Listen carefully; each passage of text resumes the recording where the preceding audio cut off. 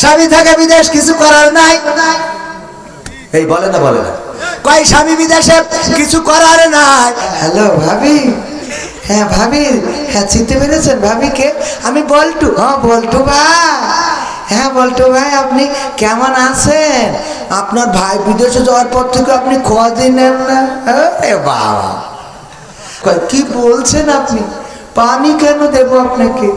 আপনাকে শরবত বানিয়ে দিচ্ছি, একটুখানি সময় দেন আমাকে। আরে আল্লাহর ওলি, পর্দার অন্তরালে যারা অনেকের স্বামী থাকে বিদেশে, আর এই সুযোগে আমার আব্দুল হাই সিদ্দিকী ভাই না, উনি তো হুজুর মানুষ, ধরেন অনেক ইয়াং পোলাপান আছে, ভাবির নাম্বারটা ম্যানেজ করে ফোন দেয়।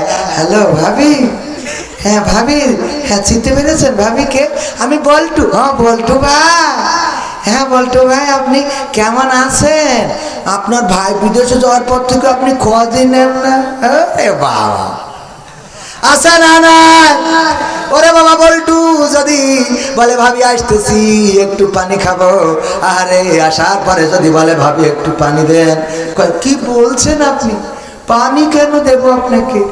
আপনাকে শরবত বানিয়ে দিচ্ছি, একটুখানি সময় দেন আমাকে। আরে আল্লাহর ওলি, আছে না নাই?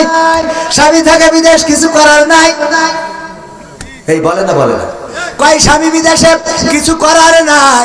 ওগো আমার মা বোনেরা, আপনার স্বামী আমানত রেখে গিয়েছেন আপনার সুখের জন্য প্রবাসে, কত কষ্ট করে দিনের পর দিন মাথার ঘাম পায়ে ফেলে, কত পরিশ্রম করে। কাতারে গেলাম, যাওয়ার পরে দেখলাম একজন, আমি রাস্তা দিয়ে হাঁটতেছি, দৌড়ে এসেছে আমার কাছে, এসে বলল ভাই আপনার সাথে আমি একটা সেলফি তুলতে চাই। আমি বললাম তোলেন। ওর তোলা হয়ে যাওয়ার পরে আমি বললাম আমিও একটা উঠাতে চাই। বলল না ভাই আপনি উঠাবেন না, আপনার সাথে আমি ছবি উঠবো না। আমি বললাম আমি আপনার সাথে উঠলাম, আপনি আমার সাথে উঠবেন না, কারণ আপনি সেলিব্রিটি আমার থেকে বড়।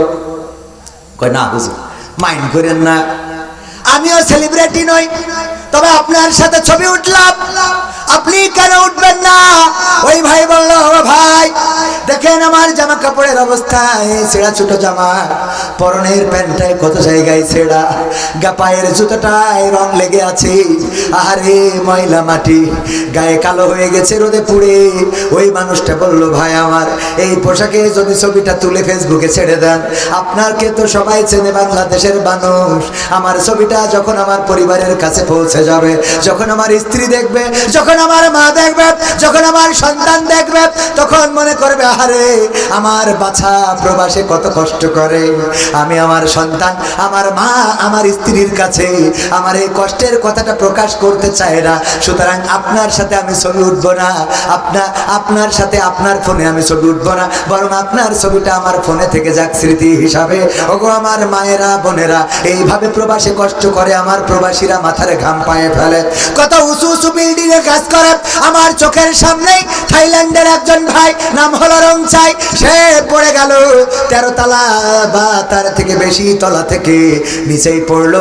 আমি মনে করলাম উপর থেকে মনে হয় মাটির দলা, ইটের দলা, সিমেন্টের দলা পড়েছে, কিন্তু না, চারিদিকে ছড়িয়ে গিয়েছে। মনে করলাম কেউ হয়তো কিছু সিমেন্ট ফেলেছে, না সিমেন্ট ফেলে নাই, ওই জায়গায় পড়েছিল থাইল্যান্ডের রংচাই নামের একজন আমাদের বড় ভাই, তিনি ছিলেন বৌদ্ধ ধর্মের অনুসারী। পড়ার পরে তার মাথাটা ফেটে চূর্ণ বিচূর্ণ হয়ে ঘেলুগুলো খুলে চারিদিকে ছড়িয়ে গেছে, ওটাই মনে করেছিলাম সিমেন্ট, খুলিটা উড়ে গেছে। আরে কি বিভৎস চেহারা! ওই মানুষটা যখন মারা গেল, তার সাথে ব্যাগের সাথে কিছু মালয়েশিয়ান রিঙ্গিট, কয়েক হাজার রিঙ্গিট। ভাইয়েরা আমার, এই মানুষটার লাশ দেশে যাওয়ার আগে ওই মানুষের ওই টাকাগুলো পরিবারের জন্য পৌঁছে গেছে।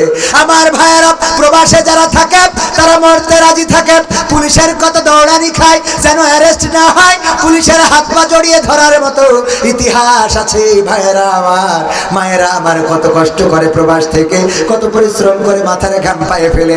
স্ত্রী বলে আমার শাড়ি লাগবে, টাকা পাঠিয়ে দেয়, ভাই বলে আমার ফোন লাগবে, নিজে একটা বাটন ফোন চালায়, কিন্তু ভাইয়ের জন্য একটা আইফোন কিনে দেয়। বাবা বলে আমার এটা লাগবে, আমি একটা ডিসকভার গাড়ি কিনবো, আমি একটা পালসার কিনবো, বাবার অভাবটা পূরণ করে। মা বলে তোমার বোনেদের জন্য এটা দিবা, সেটা দিবা, সবার অভাবটা পূরণ করে। ওগো আমার ভাইয়েরা, এই পূরণ করতে করতে একদিন এই মানুষটাই প্রবাসী ল্যাগেজ বন্দি হয়ে দেশে ফিরে আসে। এমন অনেককেই দেখেছি। শয়তানি করা জায়গা তোরা সমালোচনা করিস আর আমি উপর মুখে উঠি, উঠাই কে লাভ নাই। সমালোচনা করে ইসলামী আন্দোলন করার অধিকার সবার আছে না নাই? কোরআনের কথা বলার অধিকারও সবার আছে। আল্লাহ রাব্বুল আলামিন বললেন কাইফা তাকফুরুনা বিল্লাহি ওয়া কুনতুম আমওয়াতান ফাআহইয়াকুম সুম্মা ইউমীতুকুম সুম্মা ইউহয়িকুম সুম্মা ইলাইহি তুরজাউন। আমার আল্লাহ বললেন কোন জিনিস তোমাদেরকে তোমাদের মহান রব থেকে ভুলিয়ে দিল, অথচ তোমরা ছিলে মৃত, তোমাদের কোনো জীবন। আমার শান্তি জিকেরে যায় মানে আমি সরল মানুষ মিলিয়ে সবাই এরকম করে, গরিব তো আমি গরিবের ভাবি, ঠিক না বেঠি? যাই বলে করি, না করে যাব কানে। আমরা যে আয়াতটা কবরে যে পড়ি ওই আয়াত কবরে পড়ার জন্য নয়, বরং এই আয়াত পড়েছেন মুসা ফিরাউনের কাছে। সুতরাং আমাদের এই আয়াত পড়তে হবে ডক্টর ইউনূসের কাছে, যে ডক্টর ইউনূস উল্টো পাল্টা করা যাবে না। মিনহা খলাকনাকুম ওয়া ফিহা নুঈদুকুম ওয়া মিনহা নুখরিজুকুম তারাতান উখরা। ওগো ডক্টর ইউনূস সাহেব, কিসের বাড়াবাড়ি, কিসের পিড়াপিড়ি, কিসের মারামারি, কিসের কাটাকাটি, সব বাদ। এই দেশে সুন্দরভাবে রাষ্ট্র পরিচালনা করা লাগবে, কারণ এই মাটি থেকে তোমাকে বানানো হয়েছে, আবার মাটিতে ঢুকানো হবে, আবার একদিন মাটি থেকে উঠানো হবে। এই হলো প্রথম পর্যায়ে। 2 নম্বর হলো আমাদের মন্ত্রী যারা, এমপি যারা, চেয়ারম্যান যারা, তাদের কানের কাছে যেয়ে বলতে হবে ও গো চেয়ারম্যান সাহেব, কেন ত্রাণের চালগুলো মেরে খান? কেন আপনি টিউবওয়েল আসলে সেই টিউবওয়েল গুলো মেরে দেন? কেন রাস্তার টাকা মারেন? কেন ব্রিজ কালভার্ট গুলো মেরে নেন? ওগো চেয়ারম্যান সাহেব, আপনি কি জানেন না মিনহা খলাকনাকুম ওয়া ফিহা নুঈদুকুম ওয়া মিনহা নুখরিজুকুম তারাতান উখরা। এরপরে পড়তে হবে কোথায়? এখন পট পরিবর্তনের পরে কেউ নাকের পরে খুশি মারছে না, যে যার ধরার কথা তার মেরে নিয়ে আসে, যার টেনে আনার কথা তার বাইন্দে নিয়ে আসে। ওগো আমার ভাইরা, সুতরাং তাদেরকে বলতে হবে মিনহা খলাকনাকুম ওয়া ফিহা নুঈদুকুম ওয়া মিনহা নুখরিজুকুম তারাতান উখরা। এরপরে আমার যুবকেরা, আসছে লাইলাতুল ফেব্রুয়ারি।